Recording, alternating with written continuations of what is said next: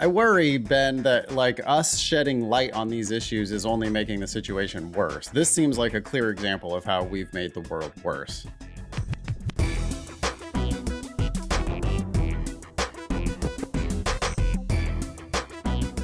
Hello and welcome to episode 455 of the Thinking LSAT podcast. I'm Nathan Fox. With me is Ben Olson. We are the co-founders of LSATdemon.com and the LSAT Demon Daily podcast. You can be LSAT famous by sharing news and asking questions on our website, thinkinglsat.com. If you would like to try a free LSAT Demon class, we have one coming up on May 21st at 5:30 Eastern Time. It's a cross-training class for those of you who are good at the games but want to get better at logical reasoning. It's a class from our man Eric, who is an excellent LSAT teacher with us, producer of the podcast, by the way. But Eric's going to teach a class called Cross-Training LG to LR. So if you're good at games and you're sad that they're going away with the June exam, but you want to learn how to use some of those same skills on logical reasoning, that's the class for you. Go to lsatdemon.com/free if you want to sign up for that. Ben, anything on your agenda before we just dive straight into the items that we've got in front of us here? No, except 2.5 weeks until the games are gone. That is crazy. I don't know. I'm like laughing. I'm looking at my whiteboard here on my wall, or your whiteboard that's behind you there. And I guess we're going to have to do some remodeling of our home offices or offices to account for the reality that these games are going away. It's kind of sad. Also, I kind of don't care. I've seen a bunch of hysteria in the media lately, headlines of like people trying to bring this all into the culture wars, like saying, oh my God, this is some kind of like, this is bad for America or whatever. And Wow. Wow. Yeah, No I know. one's going to give a fuck. No one cares. It's not changing anything. The LSAT is still here. It's still going to test the same things that it's always been testing. It's still going to provide an avenue. As long as schools use the LSAT, it is still going to provide an avenue for people who, didn't go to some fancy prep school and don't have parents who are lawyers. People like me who I only got where I am because I was good at the LSAT, and it gave me an avenue into law school. And it gives a lot of people in my situation, it gives a lot of people in that situation an avenue into some discussions that they just wouldn't be in otherwise. Yeah, it's not like law school is now no longer going to be a meritocracy because they got rid of the logic games. But I have seen that very shitty take out there. That's just like, makes me laugh because really nothing much is changing, right? They're getting rid of one section of games. They're adding a section of logical reasoning. It's all stuff that's been on the test forever anyway. It's just a little less of this and a little more of that. And really no big deal. Yeah. All right. We have an email on the top of our agenda here from Anonymous, and it has a subject: to take in June with games or wait till August. I imagine a lot of people are wondering this. Yep. Anonymous says, "Hello, Ben and Nathan. I'm studying to take the test for a second time, and I'm planning on taking the test in June in order to take advantage of the games being on the test. Games are my strongest section, but I am still consistently placing -10 on each logical reasoning and reading comp. I have a month left to study, but I'm unsure if I should change the test date until August, sacrificing the section I'm best at. What would you suggest I do? Is it possible for me to improve a decent amount within a month? What would your best study advice be for the next month?" I don't know. -10 each on LR and RC is not great. I would add to that we don't know how strong games are relative to those sections. I mean, games could still be -8, Yeah. -7, be better than those two sections, but still not much different, which would then definitely make August more of an attractive option. So Yeah, but even giving Anonymous the benefit of the doubt and saying, what if games is -0? I mean, I guess if games is -0, then you should probably go ahead and take it in June. But still, you're missing 20 questions on the test. I mean, if you're missing 10 on the LR and 10 on the RC, it's not going to be a fantastic LSAT score, even with perfect games, right? What do you think Hmm. that maxes out at, Ben? 160? Yeah, that's a good question. Out of 75 ish. So 55 out of 75. 160 something, 160, not a lot. Mm-hmm. And that's just like the kind of score where we don't get excited about people going to law school with scores like that. You end up going to not great schools. You end up paying way too much to go to those schools. And it's just like it doesn't tell a very compelling law school aptitude story if you're missing 10 on LR and you're missing 10 on RC. I look at that and I go, God, I know what the people are like who go to law school. I know how smart they are. I know how good at English they are. And it just seems like you're going to put yourself in a situation where you're going to go really struggle in the very highly competitive world of law school grades. Not to pile on here, but I just checked some tests. 20 wrong, and that's assuming -0 in games can be as low as 159. Right. Okay. So I was pretty right on with my 160. Not a lot. It's like, yeah, 160 or maybe a 159. And yeah, that's the kind of score where yeah, I mean, if I could wave a magic wand and say all people who score 159 and lower don't go to law school, I probably would. Like I just don't think that the outcomes are great for people who have those kinds of scores. We're going to get all kinds of hate mail about this. I'm sorry, Eric, that you're going to have to wade through all of those, but like I just don't I've been doing this for a long time, and the outcomes of people who don't get into at least the 160s, preferably mid or high 160s, the people who go to law school with these tepid LSAT scores end up with pretty tepid results from law school, and they pay more than everyone else who score. The problem is they pay more, Mhm. and so like pay more for less is a bad plan. So yeah, I mean, I would encourage Anonymous to figure out what's going on LR and reading comp. Probably take it in June because law schools only care about your highest score. And it's your second test, so you still have 3 attempts after that, which is encouraging. Right. You're going to have to take it in August, almost guaranteed, and probably September and October. And you really do have to sort out your problems on LR and RC. But while games is still around, yes, I think you should take one more crack at it. Is it possible for you to improve a decent amount within a month? Yes. I mean, it happens all the time that people pop for a 10-point improvement within a month. That happens. Do I know it's going to happen for you particularly? No, I have no idea whether it's going to happen for you particularly, Anonymous. I mean, Anonymous should go to Eric's free class on May Yeah. 21st, right? Because that's how do Yep. you take the skills that you have in logic games and translate them into LR? And Eric can walk you through that. Yep. Okay. We want to leave it there for Anonymous. Sure. Okay. The next two emails go sort of together, apparently. So maybe we'll read both of these. I'll read the first one. You can read the second one. Okay. Katie says, subject is LSAT difficulty changes mentioned on the pod. Hi, I'm Katie, an LSAT premium subscriber signed up for the June 2024 LSAT. I'm consistently getting practice tests between 174 and 177. Yay, all caps, exclamation point. My goal is 170 plus. Well, you don't need to worry about that. You're PTing in the mid to high 170s. You need a better goal. But anyway, I'm signed up for the June test. I'll retake in August if needed. Okay, stop you right there. You need to plan on retaking in August for sure. Don't go into June going like, well, this is going to be my last one unless I need to take it again in August. Instead, just plan on taking it in August. And then if you do get a 174 to 177 on the June test, you can just decide not to take it in August. But there's something powerful, I think, about flipping that presumption and just deciding, hey, I'm in it for the long haul. I'm going to take all of my official attempts if necessary. Just never have this idea that the test I'm taking in June might be my last one, because that has a way of building stress.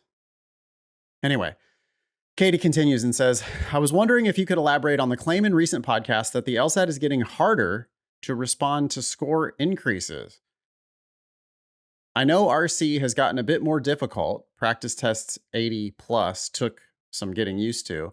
And LR uses more convoluted language for flaws. You mean to describe flaws? Incorrect answers would be my guess there.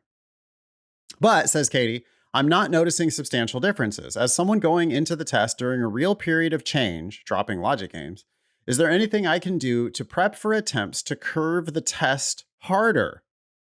Should I be combining some of the hardest timed sections into one LSAT to prep, or are there shifts you're seeing in the exam that I can plan for? I'm doing well on PT's 90 to 94, but what shifts have you noticed since then? Okay. A lot of anxiety there from from Katie. Yeah. Well, let's clarify a couple things. One thing is Katie starts this email with this assumption that we're saying that the LSAT has gotten harder.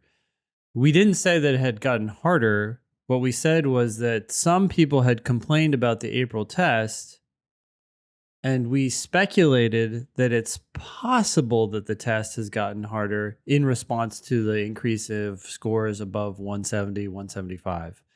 But we don't know that it actually has. So one, it might not actually be any harder than it was yesterday. And even if it were getting harder, you're still scoring between a 174 and a 177, which means you're missing questions on the test that you're taking. So until you can perfect the tests that you take, there's no reason to try to make them any harder than they are. Like if you were scoring 180 every time and you had 10 minutes left in every section, well, even then, what would be the point? You've mastered the test. I think there's still just room for improvement with the regular tests as they stand, and not trying to re-engineer this in a way that we have no idea it could be changing. Totally agree. Hard agree. Katie, you're missing questions on the practice tests that you're doing. 174 to 177 is great, but you're dropping a handful of questions on every test you do.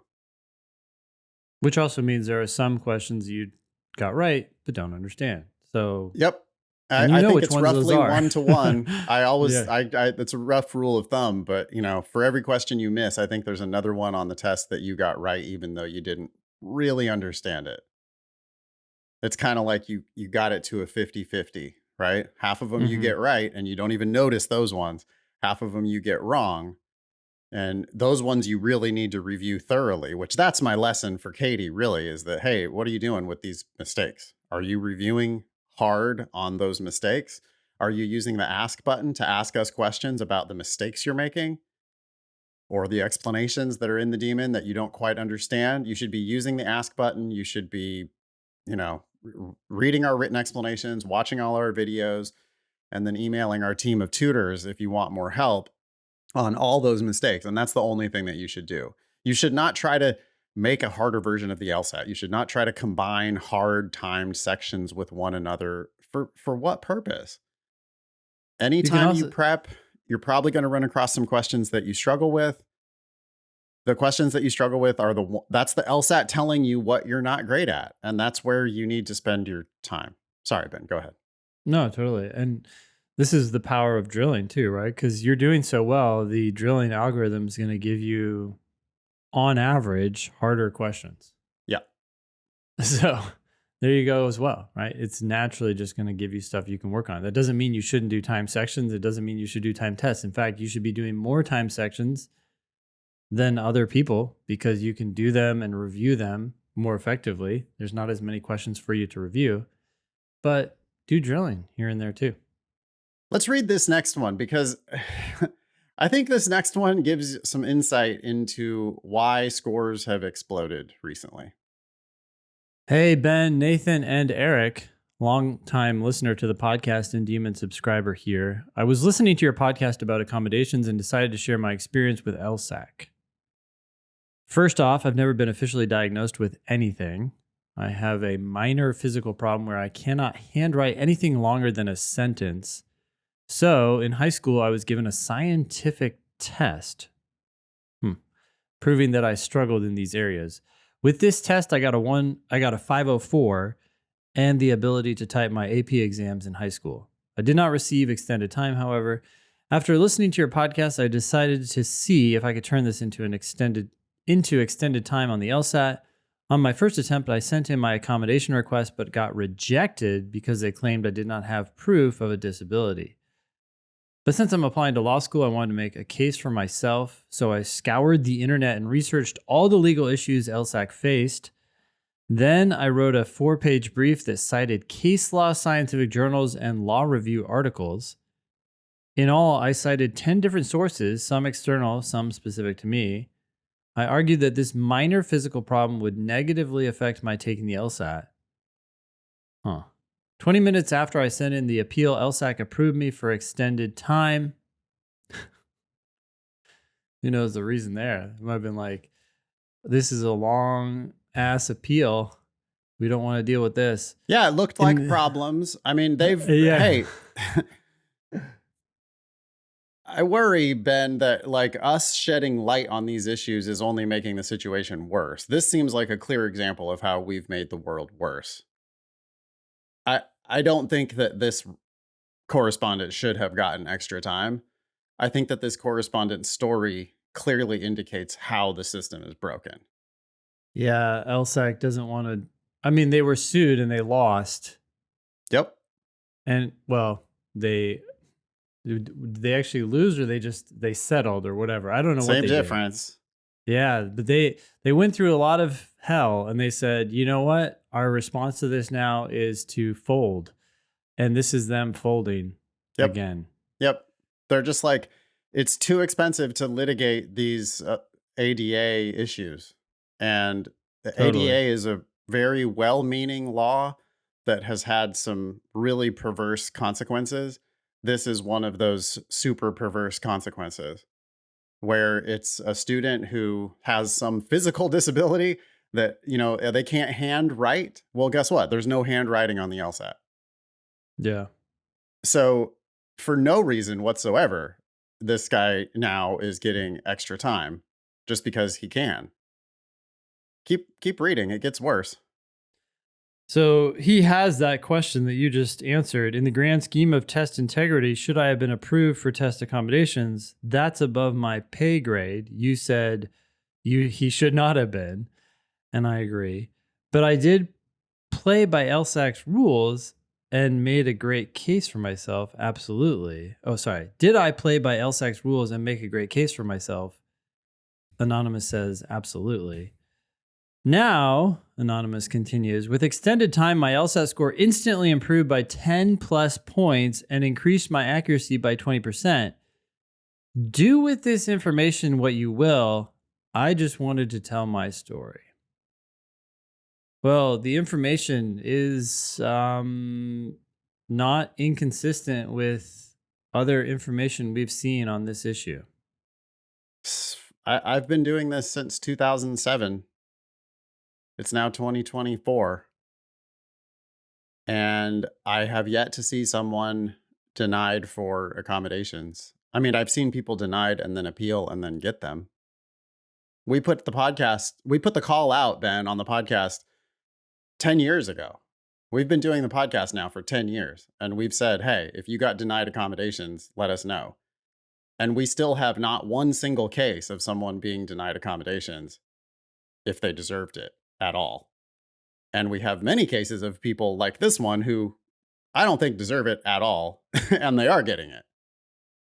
And it results because the accommodations are too overpowered. The accommodations are, you know, when time and a half is the minimum accommodation they can give you, then that results in just an instant 10-point improvement for this guy who all this guy did was work the system. Which is easily worth $100,000 or more. Yes. And this is why nobody should pay for law school.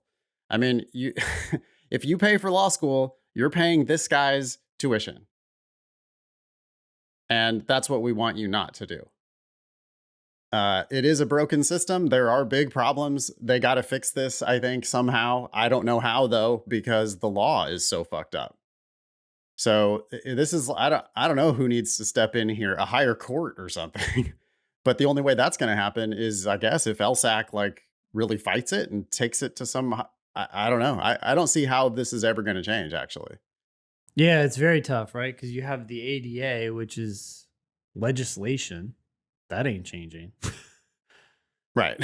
And then you have the court interpretation of that, which might change, but it requires a lot of back and forth. And a lot of times, right, in these cases, you have an individual who has some sort of concern, and they're highly concerned about getting what they want, maybe more so than LSAC is concerned about preventing them from getting what they want.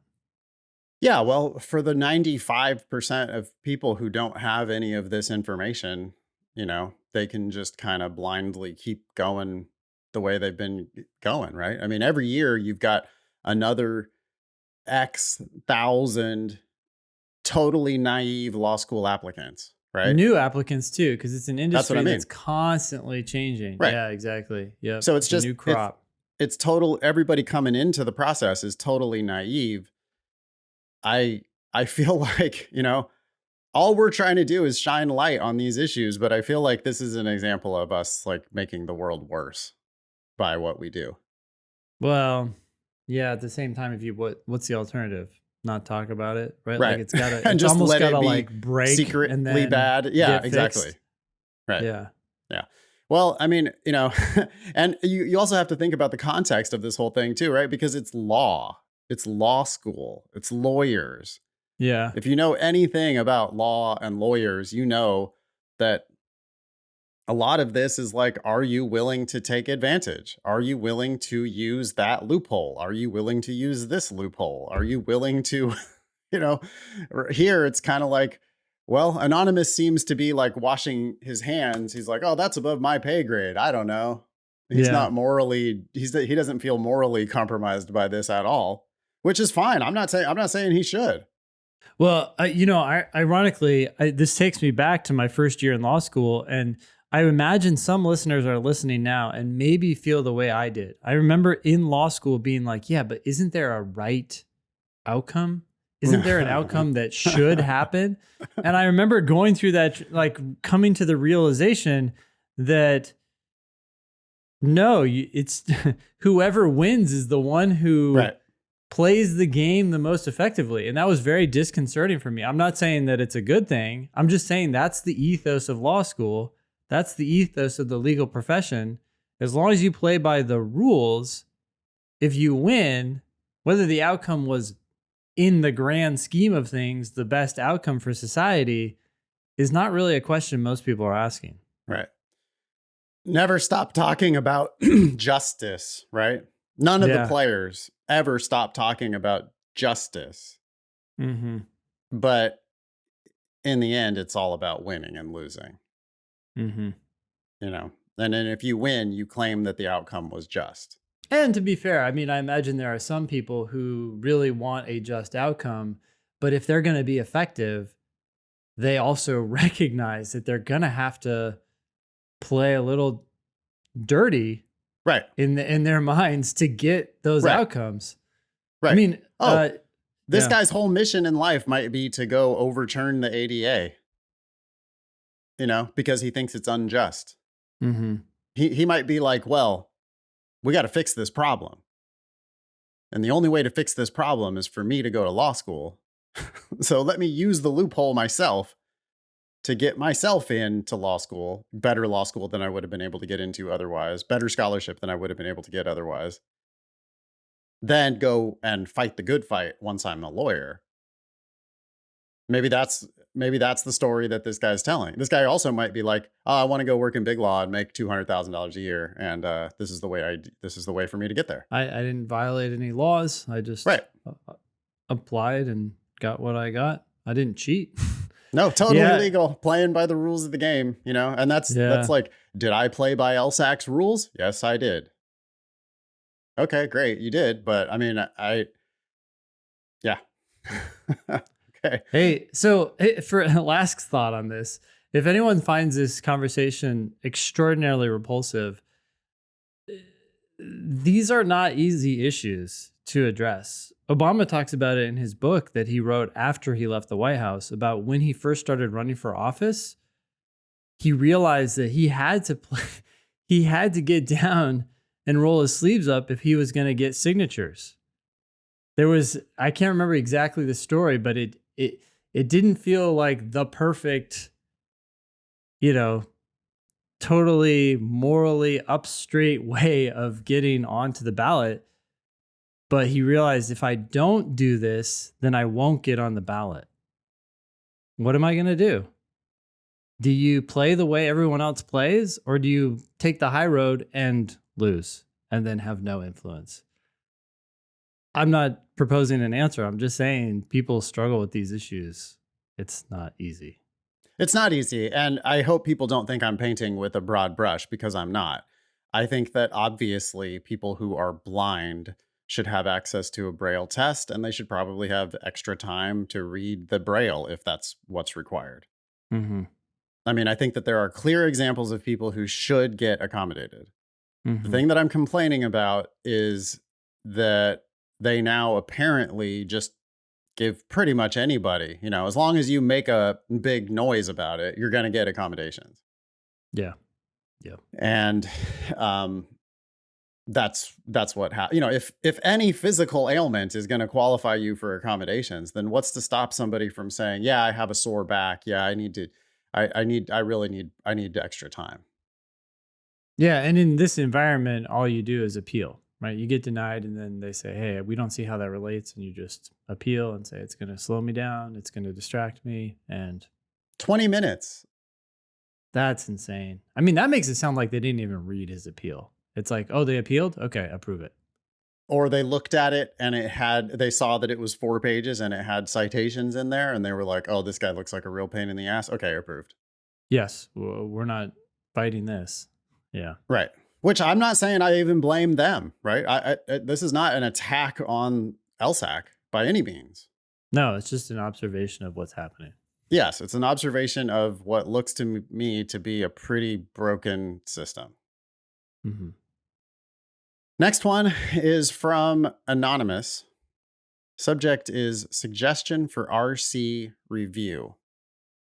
Hi, Ben and Nathan. I think you should consider adding to / modifying the time tracking feature in Reading Comp Review. Currently, the daemon shows the user the cumulative time spent in the passage and the questions. I think allowing the user to instead see the time spent in the passage and the time spent in the questions as 2 distinct numbers would be more useful feedback. As you frequently say on the podcast, the bulk of your time should be spent on the passage, not in the questions. I think this is a good advice, but it's hard to know if I'm actually following it.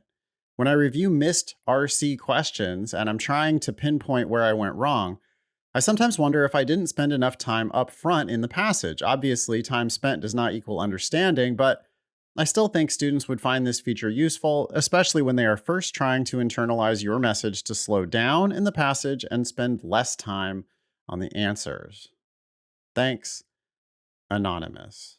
And this is a question that we get all the time, basically. What's the right ratio, do you think, Ben, of time reading the passage to time answering the questions? Okay. Yeah, in terms of the ratio, I'd say it feels to me like it's around 50-50. Somewhere in that ballpark. 50% of the time on the passage, 50% of the time on all of the questions. Exactly. Okay. I think that that's probably a pretty good ratio. If anything, it might skew for me a little heavier into the passage itself. So it might be more like 60-40. The place where I spend almost no time at all is reading the answer choices. That's the exact opposite of what most students do. They spend way too much time reading the answer choices because they didn't read the passage well enough in the first place. They didn't read the question well enough. They didn't take the time to try to make a prediction. So they kind of immediately find themselves reading A for a passage they didn't really understand, a question that they kind of skimmed, and now they're reading A, hoping the A will explain itself.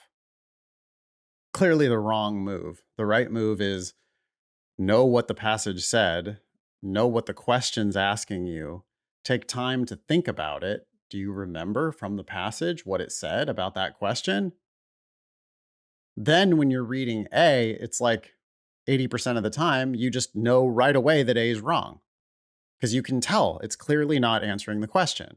And that's where students get way bogged down. They didn't understand the question, they didn't understand the passage, they don't know whether A is answering the question or not.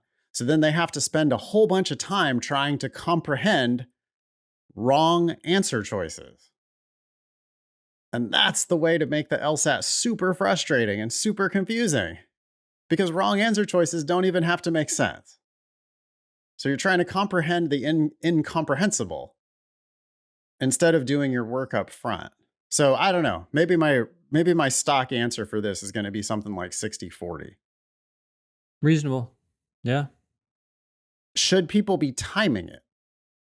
I don't think people should be timing it. And this is why, in part, I don't know exactly how long it takes. I have timed it in the past, just out of curiosity as a teacher.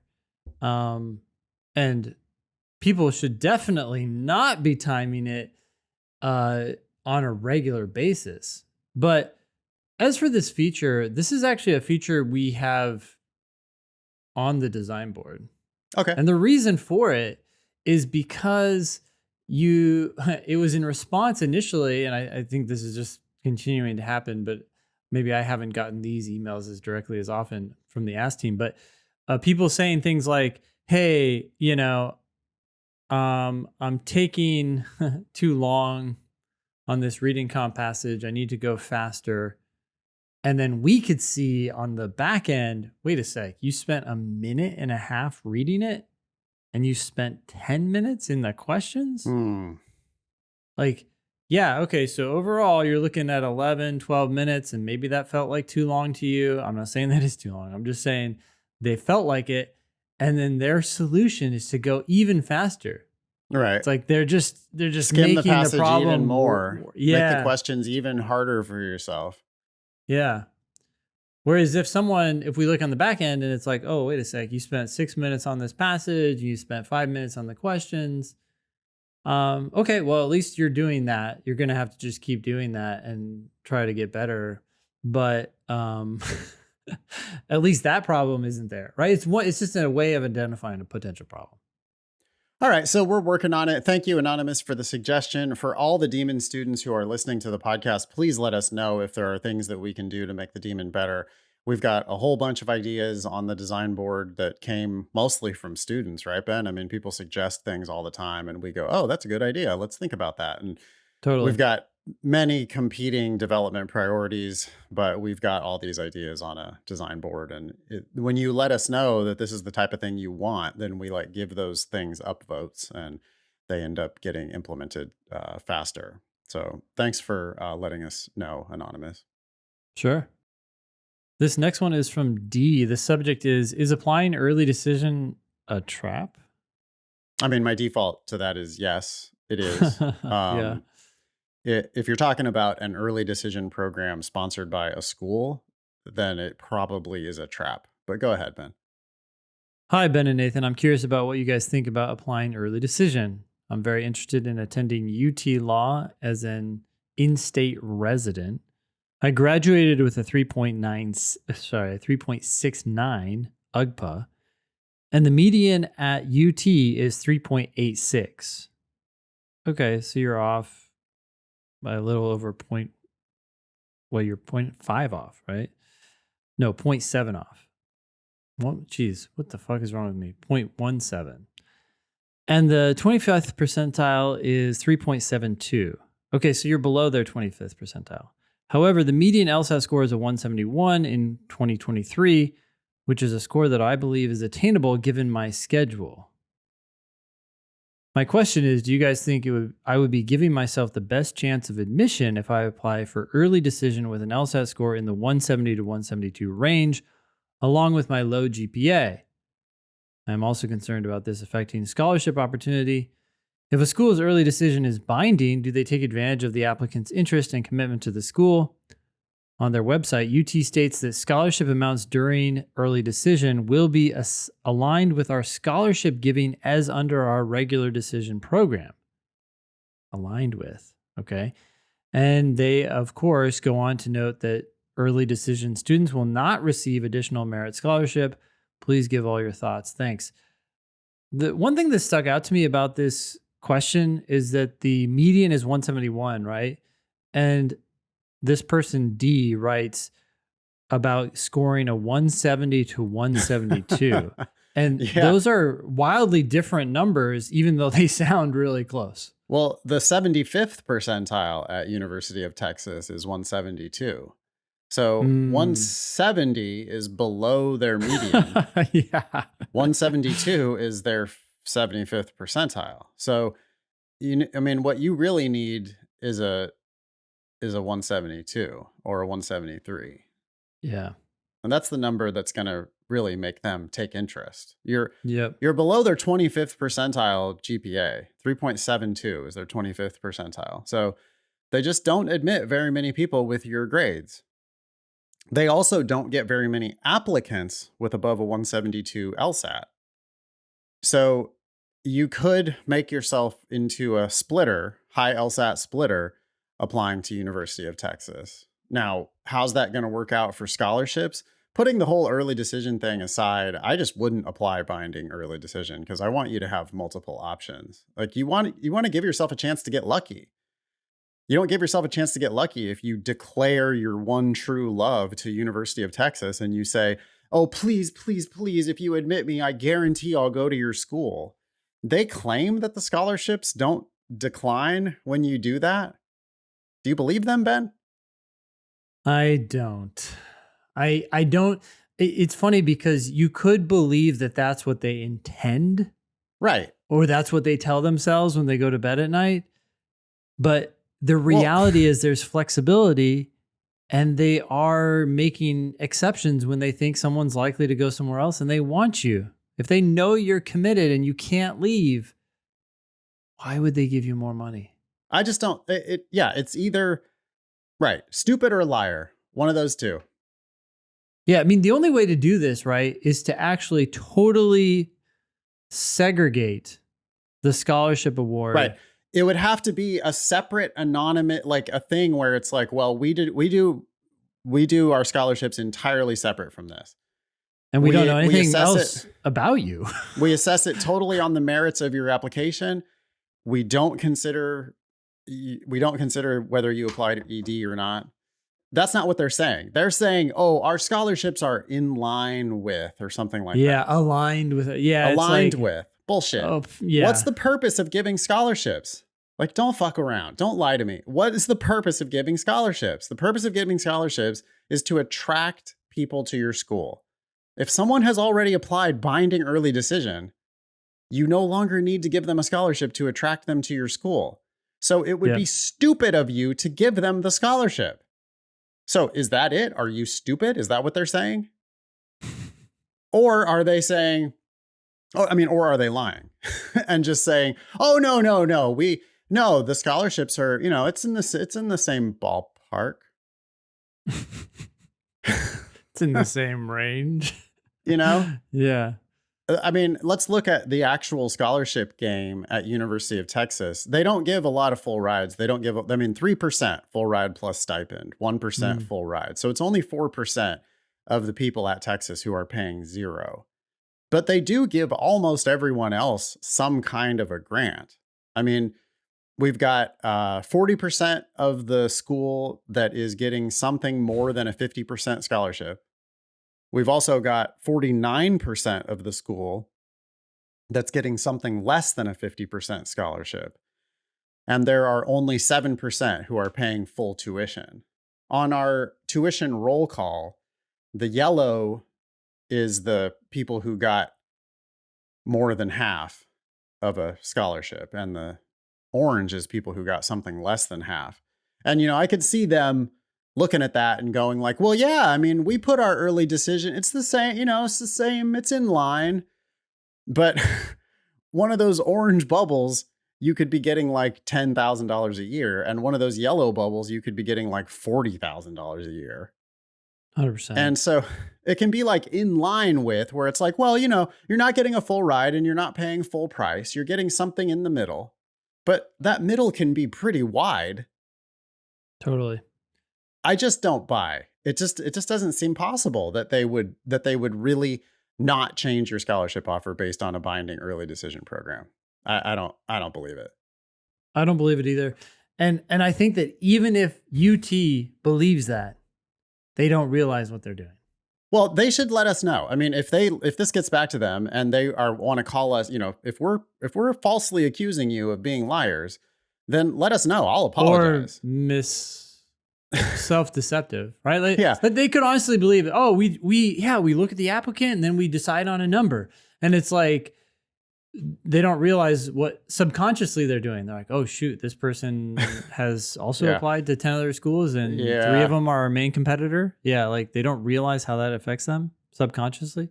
If you're the University of Texas and you think that you actually give the same scholarships to your early decision program as you do to the rest of your applicants, send us an email and let us know what mechanism you use to guarantee that happens. Or provide data showing the same, right? You would have GPA, LSAT numbers of early decision applicants and regular decision applicants, and their scholarship numbers should be essentially the same. Or if you don't want to share that, you could share your process where you've got like, oh no, it's totally anonymized. We put everybody into a separate hopper and we analyze their scholarships over here by different people who admitted that, who don't know who any of these people are. And we give out the scholarships just based on LSAT and GPA or whatever. Okay, fine. If that's what you do, I mean, I think you're dumb for doing it that way. But if that's what you do, then at least you're honest about what you say on your website. Yeah. Yep. Now I'm rereading the words even, Ben. Align with? Quote, scholarship amounts during early decision, quote, will be aligned with our scholarship giving as under our regular decision program. Well, you know what your regular decision program is? Your regular decision program is you charge everyone a different price. That's what scholarships are, is you're charging everyone a different price. And the reason why you're charging everyone a different price is that you're giving people a better price who you think are less likely to accept your offer. It's like negotiating with an employee or whatever, right? Like you're going to pay more to the people that you think might leave, or pay more to the people that you think you have to use pay to attract them, or any other negotiation. I mean, it's just like people don't just give out money for no reason. They give out money for a reason. So scholarship giving as under our regular decision program means, we're going to look at you and we're going to think about, well, okay, so do we need to give this person a scholarship in order to entice them to our school? And then if they were applying under early decision, you go, oh yeah, no, we do not need to give them a scholarship in order to entice them to our school. You're applying the same process, but the results are not the same. The results are not the same. For all that we know, they've just committed with that language to the process, not to the results. Right. Equal process does not mean equal results. Yeah. Hey, as you were talking about this, I started thinking about something that I think I've forgotten because we talk about this so much. I just can't see scholarships any other way than a discount. But I'm starting to remember what I used to think of scholarships. And I think a lot of people still do. Correct me if I'm wrong, but people view scholarships as like a pat on the back, right? Like, that a boy, look at how well you did. Your merit has earned you this scholarship, right? Like it's an award for their past successes rather than... And that might be the case if it was a scholarship coming from a disinterested third party. If it's a disinterested third party who is like, oh, you can apply for this $5,000 grant and we're going to look at your college grades to determine whether we want to give you this grant that you can then use at any school, then that is kind of like a pat on the back. It's like here's this money that, some generous donors gave us and we're giving the money out to you to spend how you want to spend it on law school. This is not that. I mean, well, it's not that. That's what I'm saying is like, but people view it as that, right? When schools give their scholarships, I think they even like, they frame the letter as an award for their... The lie is in the semantics. The Yeah. lie is in calling it a scholarship or calling Yeah. it an award. It's Mhm. not a scholarship. It's not an award. It is a discount. It's a Mhm. different price. You're giving someone an incentive to buy a product. And the lie is calling it a scholarship. Yeah, that's where the It's lie just not. originates. So here's another thing that I was thinking about as you were talking. That is our tuition roll call, right? It divvies up the students into 5 categories: people who got a stipend or possibly a stipend, those who got full tuition scholarships, more than half, less than half, and then of course no discount, which is full price. So there are these 5 groups, and you're like, holy shit, we have 5 different pay scales, right? But the reality is we could actually have something like 200, or maybe even, I mean, this is a huge school. There could be 1,000 or maybe 800 different pay scales. We're reporting the data we have, which is the ABA 509 data. Yeah. Comes out on the American Bar Association 509 reports. We link to the 509 reports from our scholarship estimator and from the roll call tool, which, by the way, lsatdemon.com/scholarships gets you to the scholarship estimator. Click on any school, gets you into the roll call page where we show you the green and the red and the blue and the orange and the whatever. And all we're doing is reporting the percentiles that are given on the website. I mean, or they break it down, sorry, on the ABA reports. This is an American Bar Association thing, right? They require the schools to report how many full ride plus, how many full ride, how many more than half scholarship, how many less than half scholarship, and how many no scholarship. So they report it in these 5 tiers. But the truth is, every person at the school is paying a different price. Yeah, it's wild. Yeah, it's price discrimination. Economists would love it. Economists look at this and they go, yeah, that's called price discrimination. If you can charge everyone a different price, then you get to capture more value under the revenue curve. Car dealers do it. They charge everyone a different price. They negotiate a different price with every single buyer. That's why I buy my cars at CarMax, because I don't think that that's a good system. I don't want to be in there haggling, so I buy my cars from CarMax. You don't really have that option when you apply to law school. Every law school seems to play these scholarship games. They give discounts to people based primarily on their LSAT and their GPA. It's just hard to believe. I think that that's just they're either misinformed. Whoever put that text on their website is misinformed, or they're lying, or we could be wrong. And I would love to be proven wrong on this, but I just don't think I am. Yeah. One more thing about this.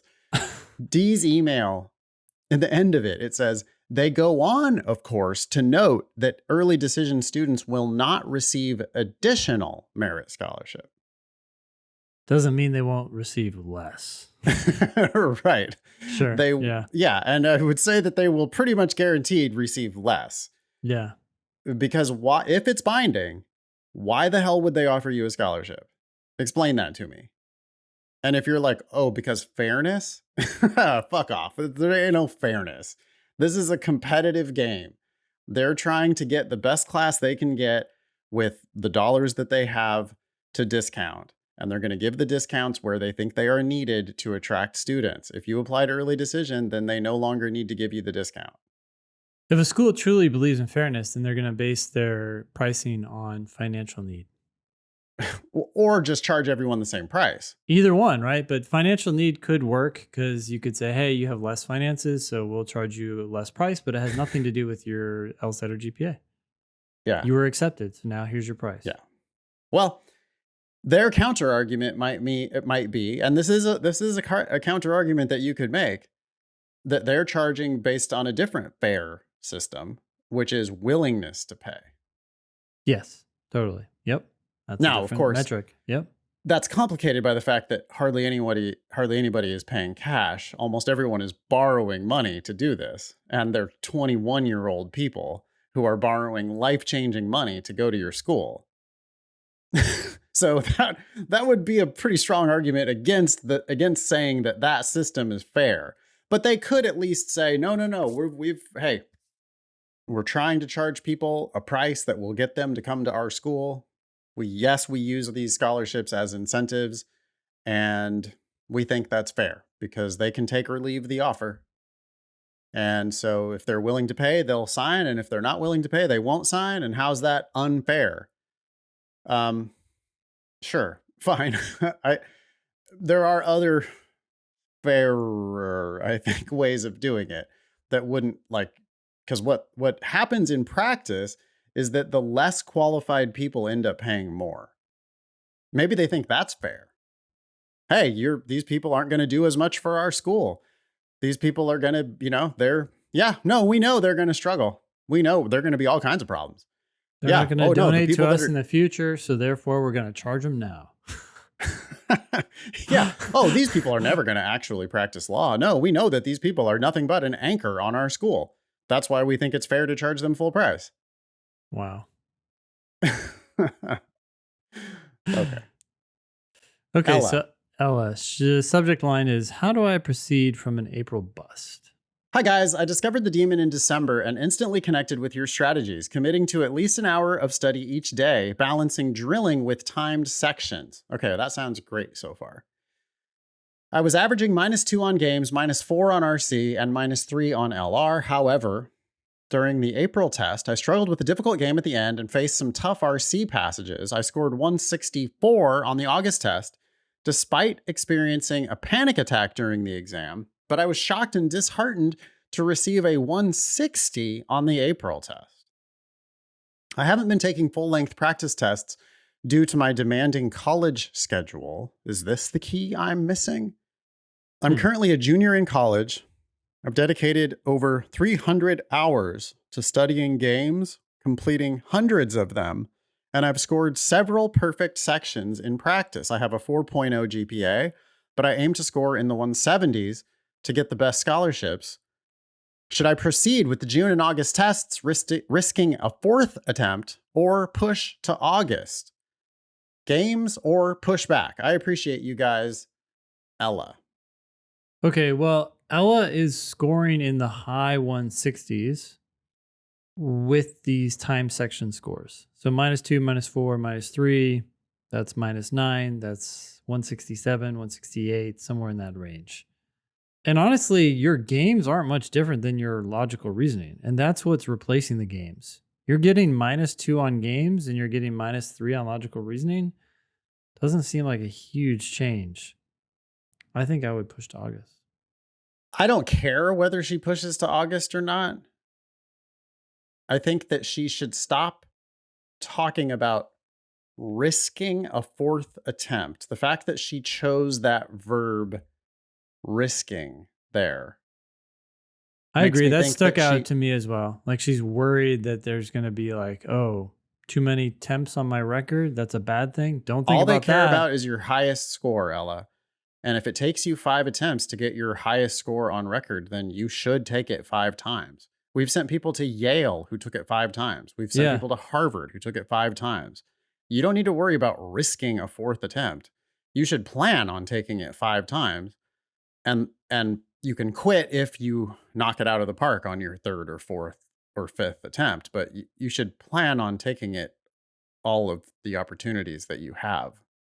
Yeah, you really want to plan on taking it 5 times, and then you can stop if you just can't imagine scoring higher. Yeah, if you crush it, then you can stop. But if you do good, but you think you can do better, then you'd be crazy for stopping. You should always take it again if you think you've got a decent chance of scoring higher. Mm-hmm. There is no problem if you push back here. You know, games, you're not so good at the games that it's like this overwhelmingly your best section. Scoring several perfect sections in practice is good, but that's not the same thing as scoring perfect every time. And we know you struggled with it in April. So it's not like June is such a great opportunity for you. So if you want to push it to August, you can push it to August. But the thing that we really have to figure out is, why are you having panic attacks during the August test? And then why are you doing so differently on your April test? Because -2, -4, -3, that should add up to a 9, I mean, a -9 should be high 160s. High 160s, 167, 168, something like that. Nathan, it goes back to what you said at the beginning. If she's worried about risking a fourth attempt, that means every additional attempt is a negative in her mind. Right.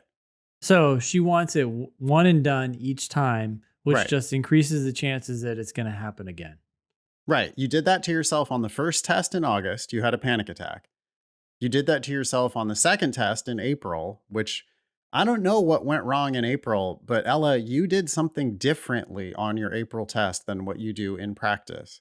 You might have gone a little bit faster trying to knock it out of the park to the tune of 175 or 180 or whatever. You're like, yeah, today's going to be the day that I finish all the questions. Maybe you did that. And that's what led to your shitty 160. You might have done the opposite of that, which is slow down and triple check every wrong answer so much that you end up then running out of time and scoring a 160. You need to start treating your official tests like they're just another practice test. I do think that you probably should be doing some full-length practice tests because apparently full-length practice tests, it's like in your head as a thing. And it's not really a thing until it is in your head as a thing. Then it becomes a thing. So it's like you got to start taking like one a week, full-timed practice test, treat it like a practice test, and then plan on treating your official test just like you're treating all those practice tests. Not too much pressure. Don't rush. Don't slow way down and triple check. You got to like just kind of flow with it. You just got to let it go a little bit. And you haven't been doing apparently enough practice tests. You've also been taking this one and done mentality into every official test. Those things are holding you back a lot, Ella. Good news is you've got 3 more attempts. You just have to stop worrying about like this question. I know you're going to fuck it up if you keep with this mindset because you're like, "Oh my God, should I take it in June or August?" And I don't want to take it more. I don't want to take both because I don't want to risk a 4th attempt. But you should plan on taking probably, if you think you can get back on the horse, you should go ahead and take June. If you don't think you can get back on the horse, then you should take August. But you should take August and September and October. I think planning on it necessarily makes August less important. Exactly. That's It's why like, oh people my should God, have it's it. the first of my 3. I got Yeah. 2 more after this. I got to get through all of these. Now you're just going to like relax Right. and Ella, ironically make it more likely to be successful. exactly. So Ella, don't register for the August test until the deadline. Don't register for the September test until the deadline. Don't register for the October test until the deadline. But do put them on your calendar. I mean, that should already be blocked off on your calendar because you need to plan on June, August, September, October, if you're not going to take June, and like come to terms with the idea, okay, that's fine. I'm going to have to take it again, and I'm going to have to take it again after that, and I'm going to have to take it again after that. I'm also going to do a bunch of practice tests along the way. And then you'll get into this routine of it's just another practice test, right? It's like just another workout, Ben. Mm-hmm. And some of your workouts are good, right, Ben? And some of your workouts suck. All mine are good. No. Yeah, some suck. Yep. Right? And you don't know. But like if you went in there planning like, yeah, this is going to be the one, I'm going to be super Ben today. I don't think that that's actually probably good in the grand scheme of things. I think you need to just kind of go in there and do your thing. Totally. Okay. So Ella, it's a bit of a self-own here because you're the one who's creating all this test day anxiety for yourself. Start treating your practice tests or start doing practice tests and then start treating your official tests like they're just another practice test. Hopefully that'll solve your problem. Yeah. Alex says law school does not prepare people to be lawyers. Go ahead. Hey lads, I found this article on Reuters that I think you two will have a field day with. Cheers, Alex. The TLDR is, in a recent survey, 45% of legal associates said that law school did not sufficiently prepare them for their current role, and 31% said their law firm experience didn't meet their expectations coming out of law school. I did look at this article. Have you read it? No, I'm looking at it now. Okay, so the survey looked at a bunch of junior associates. I don't find this news shocking at all. In fact, No, when it says 45% said that law school did not sufficiently prepare them, I am surprised that it's not way higher than that. exactly. I would have taken the over on that in a heartbeat. I would have said 75% of law school. I 100%. I thought would have said that. I thought that it's a pretty well known open secret that law school is highly theoretical. They have you study for an entire semester or an entire year, then take one exam that determines your entire grade, and they give you almost no feedback on that exam. How's that like legal practice? Yeah, and it's an exam based on law that's been built up over time as opposed to practical memos that solve day-to-day problems. How do you write those memos? Who are you writing to? Court filings, Yeah. court appearances, Deadlines. client meetings. None of that is Billable in hours. law school. Yeah. I mean, like if you're lucky, you're going to have a semester at a clinic or something where you're going to do actual legal work. Yeah. No, law school is an enormous waste of time. I thought everybody who goes to law school understands this, that it's an academic competition. Yes, you do learn things. Sure, you learn some black letter law. Ideally, it equips you, to be ready to take the bar exam, although some schools do a better job of that than others. But they they do almost nothing to prepare you to become a lawyer, and I thought everybody knew that you're going to learn on the job, that like your first year or two as an associate, that's where you're going to actually learn how to practice law. Well, and we've had on this show Ross Guberman, who was the person I used to work for before doing LSAT. I worked for him in law school and then after law school. And his company focused entirely on helping attorneys write better. And there was a huge, huge, huge demand for his services because people didn't learn those skills in law school. Okay, so I think that's probably, we can probably move on from that point. This shouldn't be a surprise, really, to anybody. It's not a surprise to anybody who has been to law school. But for those future law school consumers out there who are listening to our podcast, yeah, don't expect that you're going to graduate from law school knowing how to practice law. Like, you're not going to graduate from law school, hang a shingle, and be Perry Mason. You're going to go to law school. You're going to come out not knowing how to do shit. You're going to hopefully get a job. And then on that job, you're going to learn by fire, what you need to know to actually practice law. Okay. Word of the week time. All right. So this first word, concupiscence, is from you? No, it's from Eric. Oh, it's from Eric. Oh, okay. Concupiscence. How would you say that?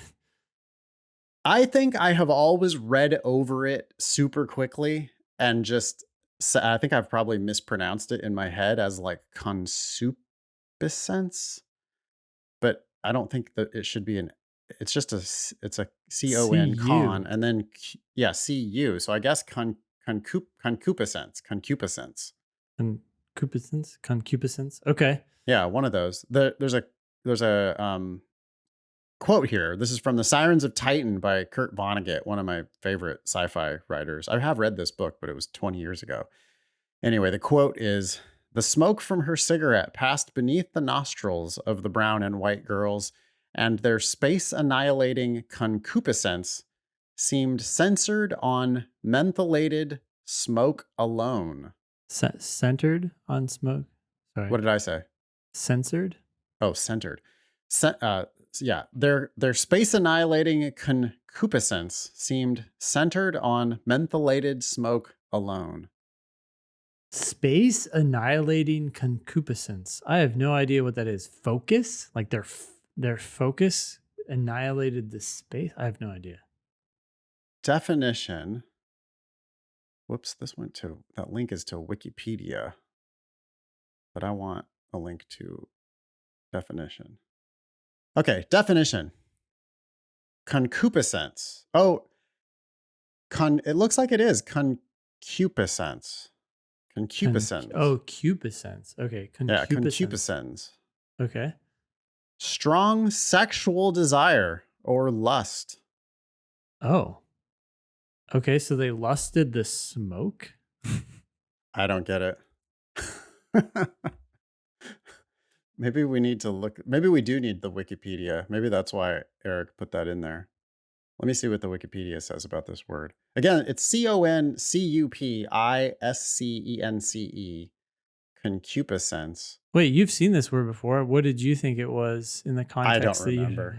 I probably okay. just skimmed it, like these days with the Kindle, I would have always looked up the definition, but previously with just some paperback, I would have just kept reading the story. Sure. Yeah, it's an ardent longing, typically one that is sensual. In Christianity, particularly in Catholic and Lutheran theology, concupiscence is the tendency of humans to sin. So it's more than just sexual, just any sort of desire that's wrong, maybe.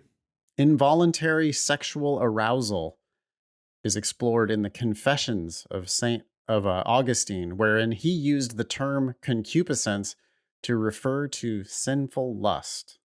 In other words, it's just a healthy, natural human reaction made into a sin, apparently, by people who don't like such things.